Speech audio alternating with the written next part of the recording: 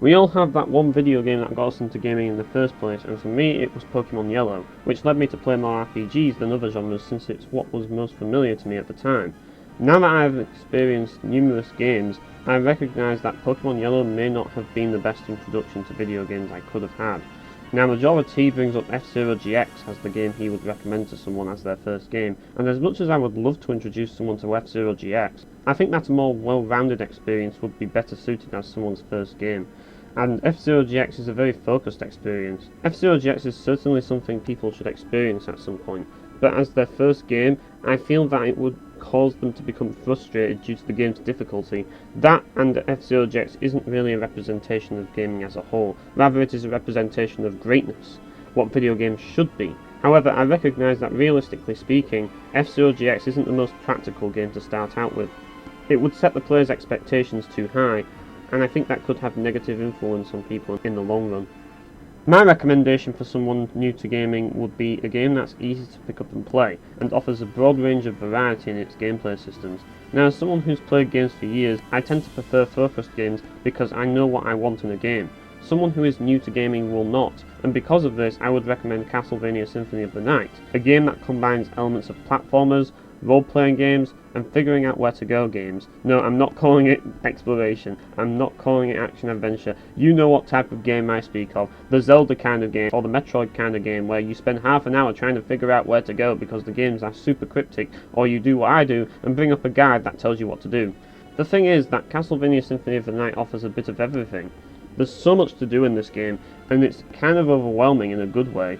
You can fight enemies, find hidden areas, jump over dangerous obstacles, cast magical spells, summon minions, transform into different creatures, buy items, equip items, farm enemies for rare drops, face tricky bosses, experience a simple narrative, and take in the game's incredible atmosphere.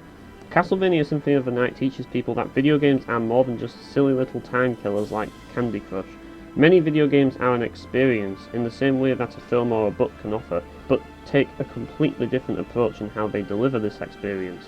Castlevania Symphony of the Night is a work of art.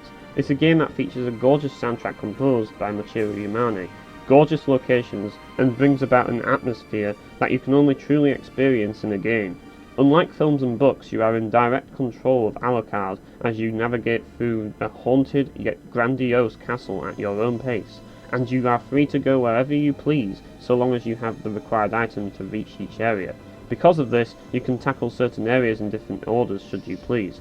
Each section of the castle feels like its own self-contained world that comes with its own distinguishable aesthetic and music, bringing about a distinctive emotional feeling that players can connect with.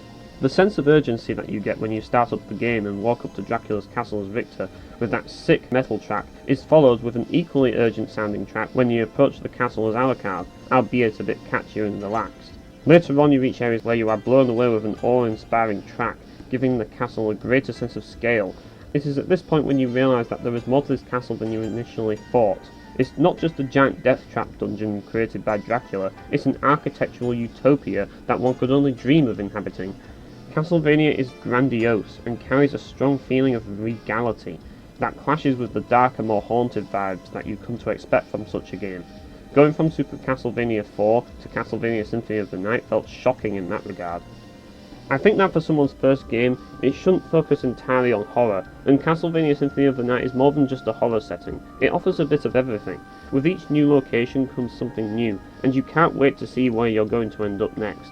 This is what true exploration is to me, not getting lost and trying to figure out what to do, rather the desire to progress through the game to see where you'll end up, to see the sights and take everything in.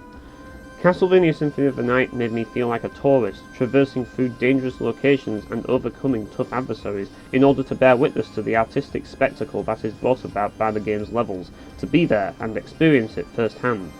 That is why I play video games, and is also the reason why I consider Valkyrie Profile 2 Silmeria to be my all-time favourite, because it totally nailed that feeling. I do think, however, that Castlevania Symphony of the Night, while not personally on the same level as Valkyrie Profile 2, still excels in this regard, enough to recommend it to people. And even though I do think that Valkyrie Profile 2 is a better game overall, I think that Castlevania Symphony of the Night is considerably easier to pick up and play. That, and it offers enough variety to attract any kind of player. There's something for everyone in this game, which makes it hard not to recommend it to anyone. I think the only people who would hate Castlevania Symphony of the Night are the people who complain about its balancing issues and low difficulty, but that's what makes the game a perfect entry point for newcomers, as it rewards experimentation and discovery far more than most games do, to a fault some might say. I think that it's important for people to understand the value and the importance of experimentation in video games, as well as discovery, to truly appreciate the medium. Therefore, I would recommend Castlevania Symphony of the Night to anyone new to gaming, so they can truly understand why I and many others love video games so much.